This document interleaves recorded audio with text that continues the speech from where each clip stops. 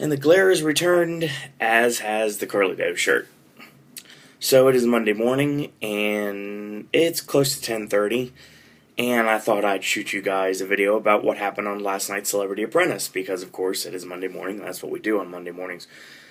Oh, incidentally, later today, if I get the time, and I'm probably going to take the time because I've got the episode, I found it, I'm going to do NXT and SmackDown before Raw tonight, so you might get more than one video today. It's a good possibility. Actually, I almost guarantee it will happen. I can't guarantee it will happen, it just depends on how the rest of the day flows. Because I have to go to the bank today and worry about trying to get them to be nice enough and generous enough to give me a loan so I could pay off my DVC and then admit in debt to that bank for the rest of the time instead of DVC. Once the DVC is paid off, basically that means I only have to pay like $22 to $25 a month, and that's all I'd have to pay, and that'd be it. So that'd be worth it, right? At least it would be to me, because I'm utilizing the DVC to the fullest of its potential this year starting out. So I will be at Animal Kingdom Lodge at the Villas at Jumbo House in September from the 19th until the 25th. And then I will be going to split it 3 ways in December. Bay Lake Tower on December 4th for the night. And then I will be headed to Boardwalk Villas.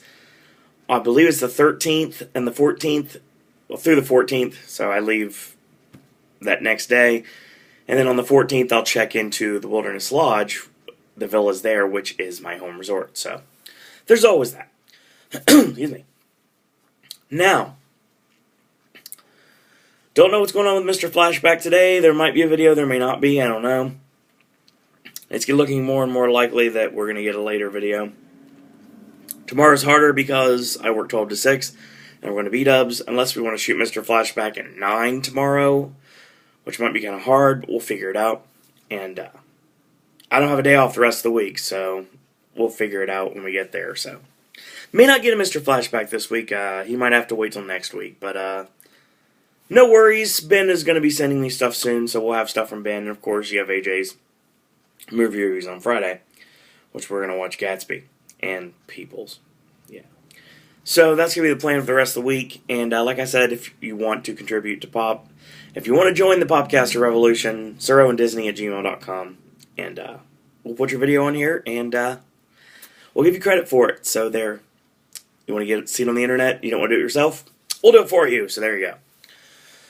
So, we are now going to talk Celebrity Apprentice. In last night's episode, I spoiled myself early on, and this is pretty much where the spoilers end. This episode is pretty much where the end of the spoilers are. Now, the spoilers were kind of iffy on who the last of the Final Four would be. Whether it be Marilu Henner or Lil Jon, who it would be for the final, because it was pretty much a foregone conclusion that Penn, Trace, and Lisa were the final 3, but we didn't know who the final 4th person was going to be, but we found out on this episode. So, basically, we start off this episode, and first off, I want to say, either way, if he doesn't win or not, I told you so, Penn got to the final 4, and I'm pretty sure he's getting into the final 2. I mean, you don't read on Twitter about him being there with Trace Adkins' family if they're not the final 2. I mean, it doesn't make any sense whatsoever. I don't know why Emily and would be brought there. Emily and Moxie were both brought there through Twitter. I found out that. So basically that means that I don't know why they would be brought there if Penn wasn't in the final 2. So I'm pretty much going to say Penn is in the final 2. And the start of next week's episode, I know I'm fast forwarding to the end of this one, but the start of next week's episode, I think Lil Jon gets fired off the top because he did not make enough money for his charity. I mean, I think he's only made $40,000. He's like 1-1 as a PM. Who didn't do very good. He was kind of an ideas guy, but he really was in the background most of the time. And this last task, he pretty much, there's things he could have did that he didn't do, and that's probably why he should be fired. So it's down to 3, and Penn's just too strong. And, you know, I think it'd be Lisa and Penn in the finals if it wasn't for the fact that I know pretty much Trace is in the finals, but I don't know how he's getting there. The only way I can suggest that Trace is getting in the finals is completely the opposite to the reason why Lisa is not getting in the finals. Trace gets in the finals because he's got the most money. Now, Lisa basically has almost $500,000. Actually, over $500,000.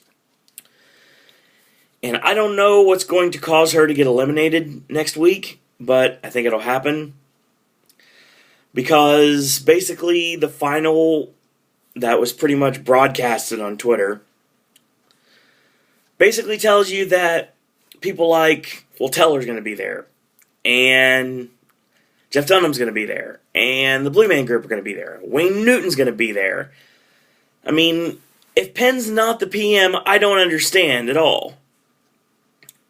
But then again, Vincent Pastore from The Sopranos is supposed to be there too. I don't know if that's going to mean anything or not. So, I don't know. I've seen pictures. Like I said, we've seen the video. We know that Penn is surrounding the final. We don't know if he's in the final or not, but I'd like to believe that Penn has all those people there for a reason. Why would they come out to support Lisa? I mean, they might come out to support Lisa. Penn has really done a lot, even when he wasn't PM this season. So, I don't know. I guess we'll find out starting next week. In the next 2 weeks, we're going to crown our 2013 Celebrity Apprentice. So, basically, we come back from the boardroom to start the show. Lisa and Penn are still reeling from the browbeating from Gary, who completely turned heel in the boardroom, basically saying he felt abandoned by his team, and they wanted basically to push him, to help him, to win and to succeed, and to go with his answers and his ideas. Pretty much, it was down to the point that I want you to be completely honest with me, but I want you to support my idea. So if you're completely honest with me, you're not supporting my idea, you're not supporting me, there go, you're pushing me under the bus, and that's not something you do with Gary Busey, apparently. But Penn and Lisa are still around, and Gary got sent packing last week, so there's always that. But he returns. I know he's going to be a part of the final team for the finale, which is going to be to decide a new flavor of Walgreens Delish Gourmet Ice Cream. It's actually an ice cream social, and all signs point to being Penn versus Trace in the finals, but we'll get to that later. We're going to have appearances from Dennis Rodman and LaToya Jackson. They're both coming back, as well as, of course, Marilu and Lisa and everyone you would expect. So, there's always that. Basically, Lisa is kind of hurt about Gary just going off on her like that, and he accused her of yelling at him, and of course she did not. Penn's pretty glad that he got to be on a team with Gary Busey, which is the reason why he came to do the Celebrity Apprentice All-Stars in the first place. And now that it's over with, he's came out somewhat unscathed. He can cross it off the bucket list. So, we see Lil Jon, who was PM last week, and he presents a check to the American Diabetes Association. So, there's always that. Good for Jon winning, because he lost the last time he was PM. Now, Donald shows up with John Rich, and it's finally glad to see him brought out for this final task before the Final Four. And basically, John Rich is going to be one of the consultants for this task. Now, pretty much, Donald talks about baseball. And I don't understand if he really knows anything about baseball. He's just mentioning baseball as a way to get to this. And the task for this week is the Foxwoods Resorts. The task will make the teams plan a party to show off the luxury Foxwoods experience, complete with a signature suite. This is a huge money task for the project managers. $50,000 from the executives and $50,000 from Donald himself, so $100,000 going to the winning project manager's charity. So Lisa, right off the jump, volunteers to be the PM. and Marilu is going to volunteer on the other side for Power. So, like I said, the battle of the BFFs, and I predicted it last week, and it's going down, and it happened last night. So, Power sits down in their suite, which is very tiny, to be totally honest. This is up in the Barclays Center, and they try to figure out just exactly what Foxwoods is. The executives come in to try to tell the celebrities Foxwoods is a large resort with something for everyone. Keep that in mind, something for everyone. Foxwoods has named the 5 types of people who go to the resorts, their clientele, as Ace, King, Queen, Jack, and Joker. So Marilu thinks this is immediately wonderful. And it's okay. I mean, it's alright, I guess. The celebrities are to pick one of the characters and design their custom suite around it. Now that makes sense completely. Now this resort is privately owned by a Native American tribe, and the executives say they basically try to incorporate that by playing native flute music in key areas around the resort. So that works pretty well. So the teams need to pick their character. Power's thinking Penn's going to want the Joker. So, right off there, tell me why they didn't fight for him. Why did they not fight for the Joker when they knew Penn's connections would lead him towards the Joker character? I mean, come on. They pretty much gave Plan B the win right there. I mean, they really did, honestly. They just gave Lisa and Penn the victory on a silver platter by choosing anything other than the Joker. Lil Jon and Marilu like the King. Trace thinks they should go with the Ace or the Joker, because Trace, as curmudgeon as he possibly can be, still has some common sense that Penn's going to want the Joker, even though it's not mentioned. Lisa and Penn, of course, do want the Joker. It makes the most sense overall. Lisa goes for the negotiation with Marilu, and it's not really a negotiation because they both have different ideas in mind. Marilu wants the King. Lisa, of course, wants the Joker. So they split off and they go their separate ways. Well, Lil Jon thinks Marilu should figure out what their entertainment is going to be. Not the main part of the party itself, before she worries about decorating. Marilu is all about the details. Like I said, the Mayor of Stresstown was the name of this episode. She's not a really big picture gal, Marilu Henner. Not at all. She orders a mirror. Why? Because she wants one. Trace, not really permitted to answer, to ask any questions about it. I'm guessing it's to look at yourself in the mirror, look at you as more regal. It doesn't make any sense to me either, honestly. Trace says, I don't know what the right thing to do is, but I'm pretty sure that ain't it. Yep, Trace, words to live by, as always. He's quite right. They probably shouldn't be decorating it like it's Legends of the Hidden Temple's throne room. So, for the Joker party, they're going to plan a lot of comedic entertainment.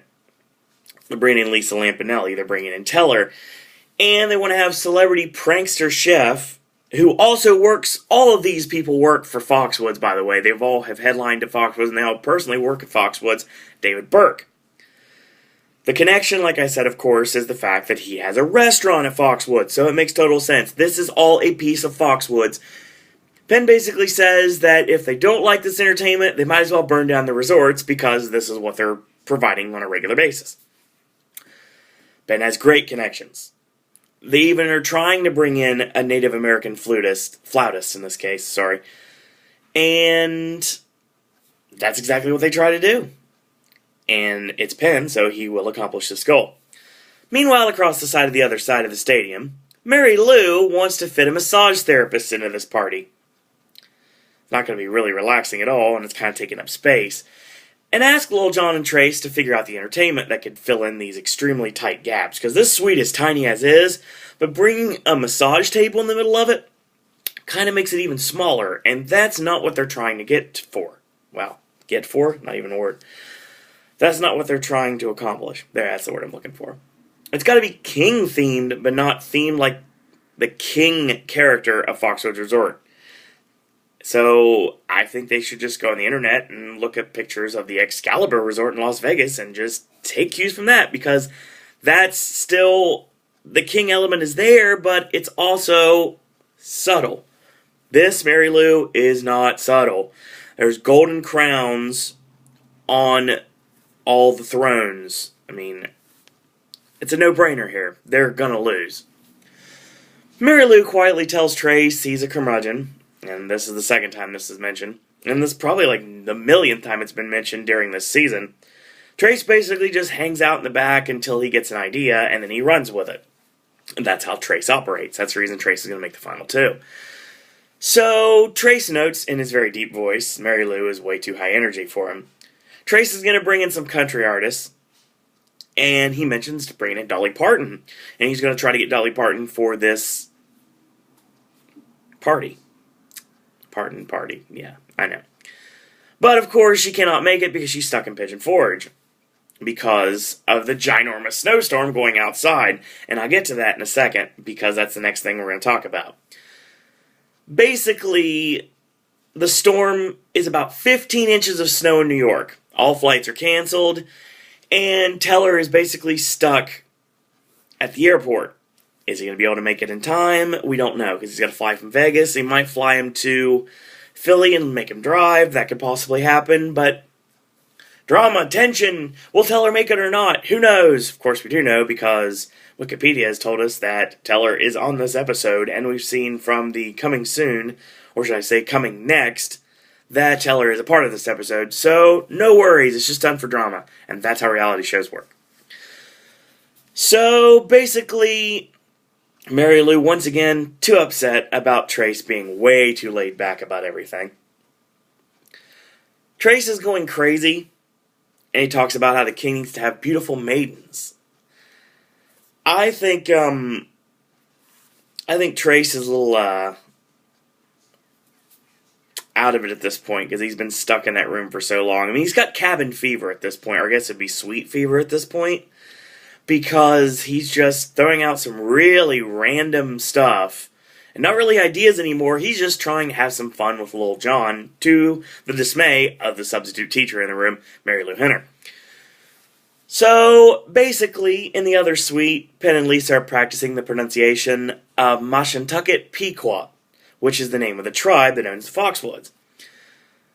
Now, at this point, it seems like Power is pretty much gonna lose regardless. Penn and Lisa are an amazing team. They work really well together. John Rich stops by, and he confirms just that. Now, Marilu is panicking. She asks Lil Jon to be the DJ of her party. At least she wants some beats to keep the party going. John is tired, but he obliges nonetheless. John Rich walks in and just casually notes that Lil Jon is the king of crunk. Bing! You should have had a flashlight, wow. You should have had a light bulb go off in your head right there that the king of crunk needed to be utilized. But they didn't do it. He doesn't know how tired they are, but he seems pretty obvious to feature Lil Jon as the charismatic king of the rap world and feature him quite heavily, given the fact that they chose the king theme. Marilu is not really worried about that. She's worried about purple and mirrors, like you do. She thinks the idea of bringing in a king costume is a little bit silly. She'll do everything king-themed short of that, though. So Lisa and Penn are working on a backup plan just in case Teller can't come in because of the snow.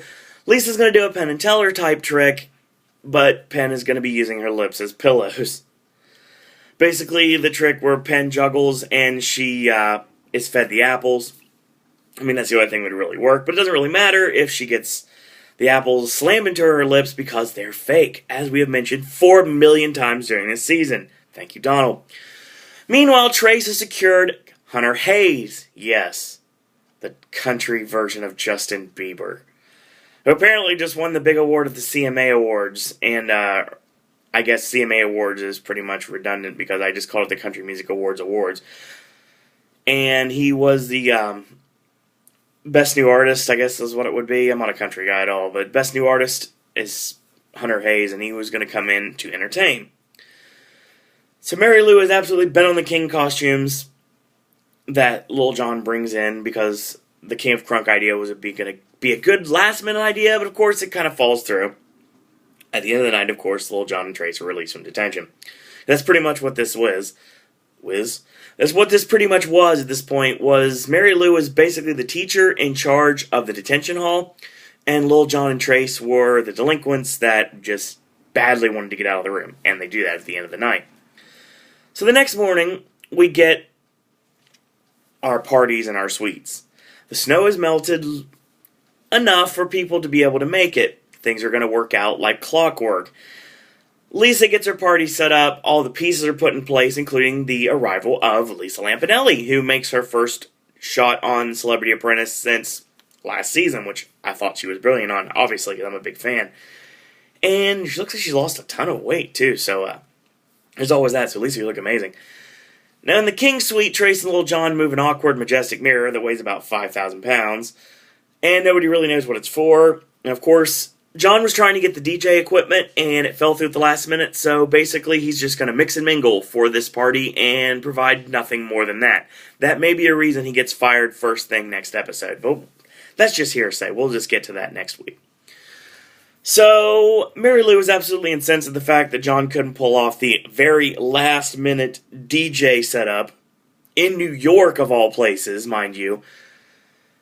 And the event begins, and David Burke comes in, and the Pequot flautist comes in, and everything's all hunky-dory on Lisa and Penn's side of the world. So David Burke personally, or one of his flunkies, I don't know, probably one of his flunkies, went through thousands of calamari to find ones that look like a jester's hat. But that's awesome. Now, on the other side of the stadium, we have Power's party. And unbeknownst to John and Trace, and this wasn't mentioned during the episode at all, I'm guessing it might have been left on the cutting room floor, like some of Marilu's jokes.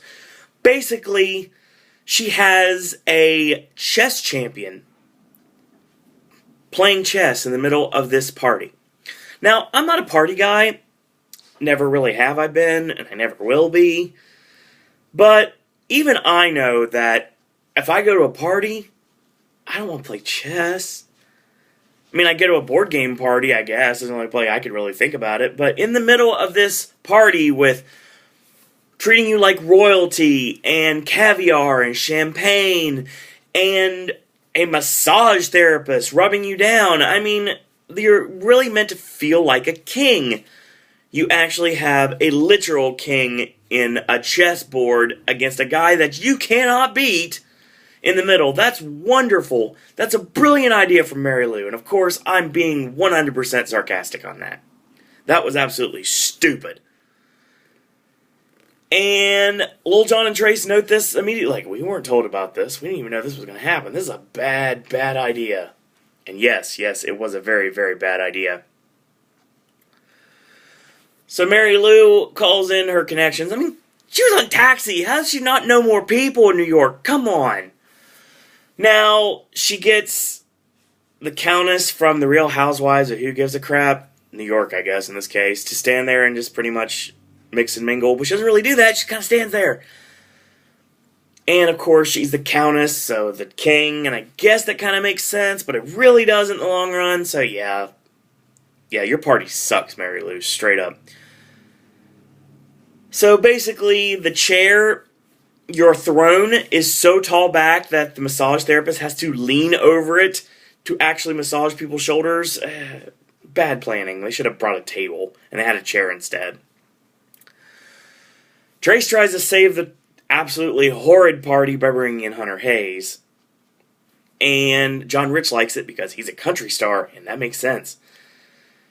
And basically the Foxwoods executives awkwardly lurches towards Hunter, telling him he's the man. Okay, before I get talking about anything, there were two executives in this task from Foxwoods. One was Foxwoods, and one was like the, I guess he was part of the tribe at the Foxwoods Casino, well, Foxwoods Resort is, because it's not just a casino, it's a resort. So, Foxwoods Resort is all about, and basically, there's two people. One, he looks normal. He's the guy that's part of the tribe. He's cool, jam-up guy. He actually talks. The other, on the other hand, you remember the Stepford Wives? Yeah. This guy looked like a robot. And not in the sense I usually use the term. He looked like a legitimate robot. I mean, honestly, you could not look into the guy's eyes. He had brown specks. You couldn't see eyeballs. He had brown specks. And he looked freaking creepy, to be totally honest. And every time he was around, I notated that in my head. I was like, okay, Okay, Owen, you gotta talk about this tomorrow. You gotta talk about this tomorrow. You know what? I'm talking about you, Scott. And you know what? You may be a jam-up guy, and you might be very business savvy, but you look really, really freaky. To be totally honest. No disrespect intended, you just look freaky. It just creeped me out every time I saw you. Because unlike Eric Trump, who looks like Patrick Bateman, you've got this guy, Scott, I believe is his name, and he just has his weird eyes, and oh my god, he kind of looked like Paddington Bear with those eyes, and it just freaked me out every single time. I didn't want to watch this episode in the dark, trust me. Even though I didn't want to, because I want to flip the lights on, because the guy's creeping me out so much. But anyway, so over on the other side, over Lisa and Penn's side, the party's going pretty good. Penn and Teller start with the needle trick, and that looks amazing, as it always does. If you've not seen it, if you're not a P&T fan, you would know that basically Teller starts the trick out with this apple, and it is covered with embroidery needles, and one by one, Teller ingests them, and then he ingests a rope of thread, and pulls it all out his throat at the very end, while at one point taking a bite of the apple to prove that there's no needles left inside. So it works really awesome. And then Lisa Lampanelli comes on and does her very unique brand of shock comedy. And it's a little conservative, this crowd is, because obviously these are VIPs and executives and people that paid top dollar to be there. Probably people that on the down low would go see Lisa anyway when she's performing there in December. Cheap plug. But basically, they look kind of like uncomfortable by the very roast-esque material that is being thrown their way. But I'm guessing that's only the edit because Lisa revealed later last night on Twitter that everyone laughed about everything, and it was just how it was edited to make it look uncomfortable. So it would put some more tension on the fact that maybe Plan B's perfect idea had a couple of chinks in the armor. So now,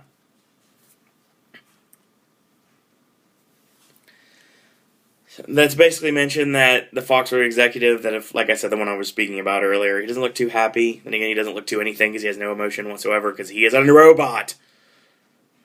But the thing about it is, the executives decide they want to meet with John and Don Jr. to talk about the tasks.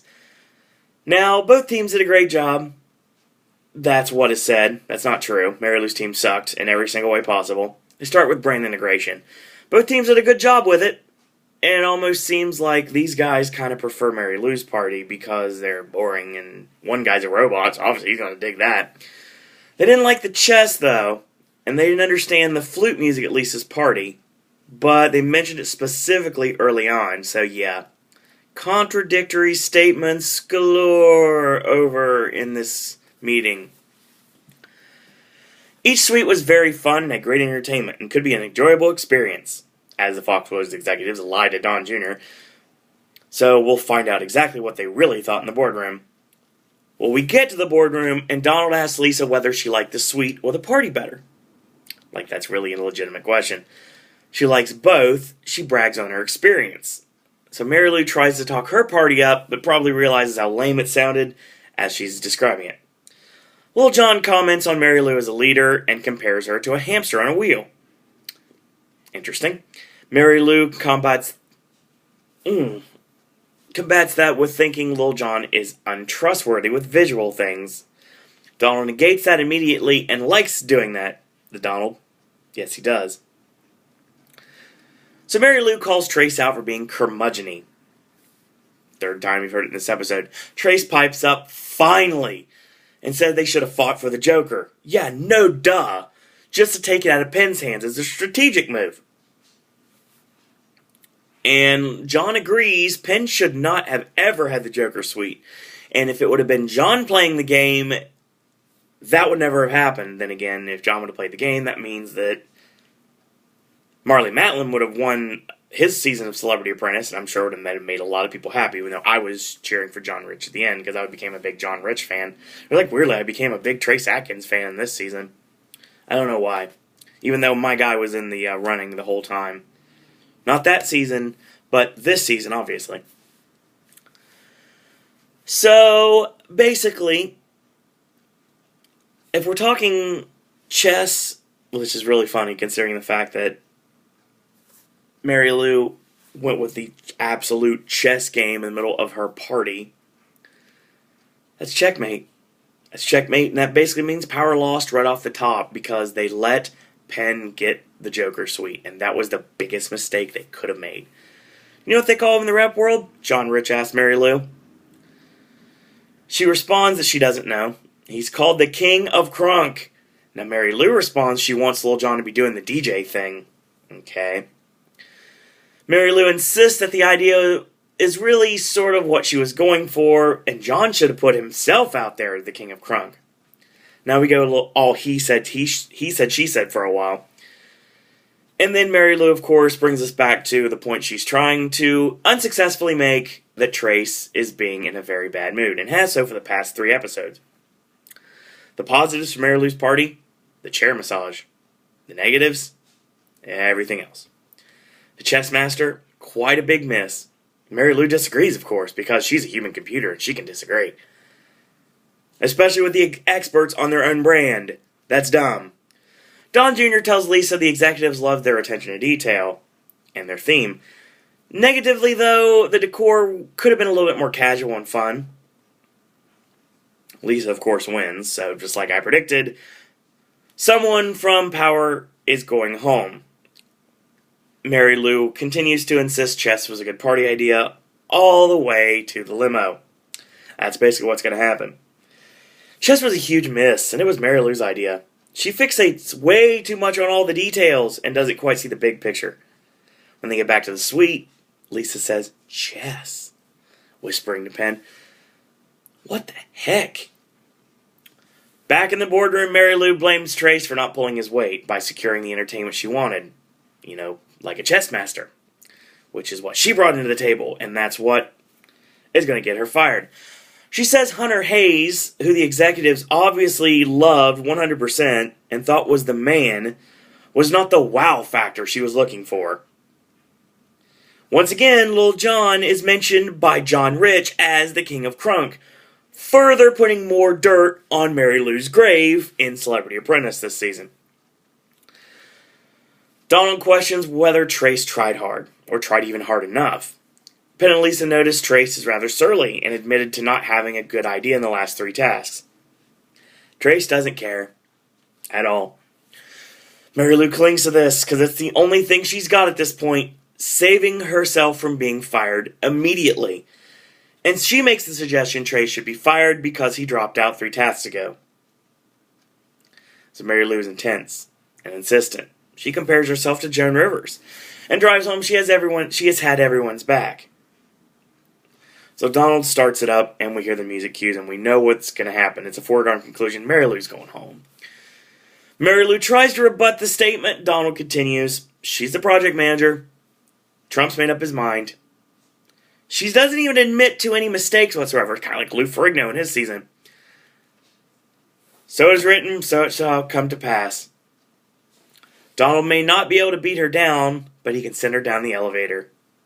Marilu, you're fired. And that's how it ends. Just like I predicted. Marilu Henner is the 5th person from the end for Celebrity Apprentice. And now, we're down to 4. 4 people left. 4 very strong players. We got Lil Jon, you got Lisa Rinna, then you've got Trace Adkins, and I told you so, Penn Jillette, final 4 of Celebrity Apprentice. Now, starting off the top, next week we're going to eliminate the final 2 people. And then we are going to make the final 2 that are going to compete for the Celebrity Apprentice finale on May 19th. So in 2 weeks, we're going to find out who the Celebrity Apprentice is going to be. Now, predictions? That's simple. I'm biased, as all get out. But they're going to fire 2 people off the top. Jon is gone. He's only made $40,000. He's lost once as a project manager. He's the weak link because he is the only person that has not won both of their project manager tasks. Penn has won 2-0. Trace has won 2-0. Lisa's won 2-0. Lisa has almost actually over $500,000 raised for St. Jude's. Trace, $400,000 raised for the American Red Cross. Penn hasn't really raised as much money as the two of them, but Opportunity Village should be very happy because I see Penn is going to be in the finale, and I'm telling you right now, I said at the beginning of the season, just like I said with Argo at the beginning of the Oscar season, Penn Jillette's winning Celebrity Apprentice on May 19th. And that's my prediction. I don't even know if he's in the final two for sure. I know the final is a ice cream social and subsequent party for the Walgreens brand, which apparently my good pal Molly is now a member of that staff. Not the corporate staff, but local staff. So yeah, thumbs up. The thing is, we don't know if Penn's making the final two. I'm just going with who's at the final task. I mean, obviously everyone knew it was broke on the internet. Real quick, Trace Adkins was in the final two. That's what happens when you have a country music star in the Celebrity Apprentice. If they go a long way, their marks will make sure you know that they go all the way. Kind of like what happened with Clay Aiken in Celebrity Apprentice last season. And we didn't know who the final two was going to be, but we knew one of them right off the top because Clay's fans, all his Claymates, were talking about rooting for Clay in the finals. Didn't say who it was against, but they said it was going to be against the finals. So we knew Clay was going to get in. Just like we knew Trace Adkins was going to get into the finals because of all the way that all the insider news, and not really so insider news, have led us to this whole season. But this whole time, we've been building towards Trace versus Penn, Trace versus Penn. I started out with the first episode. And basically, Trace made the comment that it made sense for Brett to choose Penn. He even called him the devil. Now, when Trace had the choice of who he wanted to select, when he took over for Power, he picked Penn. That wasn't allowed to happen. Lisa said numerous times, you don't want to go against Penn. Penn has been the person to beat this entire season. And I'm not being any bit of biased in this situation. Penn Jillette has been the person to beat this season. He hasn't won as much money, but he's been more active. He has helped the project managers. And I'll tell you right now, most of them wouldn't have nearly the same amount for their charities if it wasn't for Penn this time around. Especially Lisa, who just got $100,000 for St. Jude's, which I'm sure makes John Rich happy because that's his charity from last season. But we're going to find out. We're going to get to that. And good episode. Looking forward to seeing who's going to get eliminated right off the top. I think Lil Jon's gone. But it's hard because, I mean, if you eliminate Lisa, you eliminate the person who's raised the most money. And she's a strong player, so I don't know what's going to get her to get eliminated. But Penn hasn't raised as much money as Lisa has, but we've got to think you've been building towards this the whole season. I don't know what's going to happen. I don't. I mean, Penn could get fired tomorrow. Penn could get fired the first episode, but then again, you got to think, why was Emily and Moxie there if Penn was not going to be one of the final two? It doesn't make any sense. Penn actually tweeted about being with Trace's family at in the hotel during the final 3 days Apprentice was taping the episodes that you're going to see on next Sunday. So why would Penn be there with his family if he wasn't in the final two? It doesn't make any sense whatsoever. Why would you shack them up if they weren't going to be in the final two? The only suggestion I could really throw out is the fact that Penn would be on Trace's team for the final, and it would be but that's not going to happen because even if Lisa is in the final two, she's going to pick Penn right off the top because they work together, and that's just how it operates. A lot to be answered, but like I said, when it all boils down to it, John's gone, and there's a reason for him to go, and he's going to be he's not going to be a finalist, but he's going to be right at the cusp, and he's not going to go over this time. I don't know why they would eliminate Lisa, but it's my prediction. Trace and Penn are the finals, and they're going to compete in that ice cream social to determine the new flavor of Walgreens brand Delish ice cream. That's the final task. Then the subsequent party, which, I mean, like I said, Teller, Blue Man Group, Wayne Newton, Jeff Dunham. There's I've seen other magicians, ventriloquists. I know David Copperfield's a part of it. I mean, at least someone bringing a check for him. Why would you do that for someone that wasn't Penn? It doesn't make any sense. If Lisa Rinna is going to go all the way, you'd think there'd be a lot more soap opera stars. So, Trace and Penn's the finale. That's my prediction. I mean, Trace is bringing in the Oak Ridge Boys. I know they're coming in. And Tim Tebow, for some odd reason, is going to be there. So, I mean, it's Trace and Penn in the finals. And until I find out otherwise next week, that's my prediction, and I'm going to stick to it.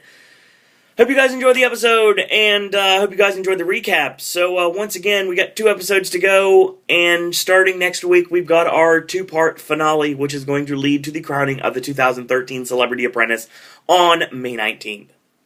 So that's the end of Celebrity Apprentice for today. If you like the videos, you can thumbs them up, you can leave comments, and you also can subscribe. Keep joining the Popcaster Revolution. If you want to help with the content, SirOwenDisney@gmail.com. Send your videos my way, and I will put them on this channel. And tomorrow, we're going to be talking WWE Raw in the original format, not what we did last week. Obviously, that was a live event perspective. This one's going to be a little bit more in front of this computer, as always, and I'm going to be talking about Raw from tonight, tomorrow. So that's going to be what we're going to look at. We're going to be, I believe we're in Roanoke, Virginia this week. I'm not positive on that. I know it's Virginia for sure. I don't believe it's Roanoke, but we've heard murmurs about Brock Lesnar supposed to be there, and Chris Jericho supposed to be there, and Paul Heyman was kind of hinting around that we might see Rob Van Dam. Or maybe that's just mentioning Brock Lesnar. Who knows? So, but I heard Van Dam might be still re-signed with TNA, but I don't know either thing for sure. I'm just guessing based upon absolutely nothing. So, once again, until tomorrow, boys and girls, that's all I gotta say about that.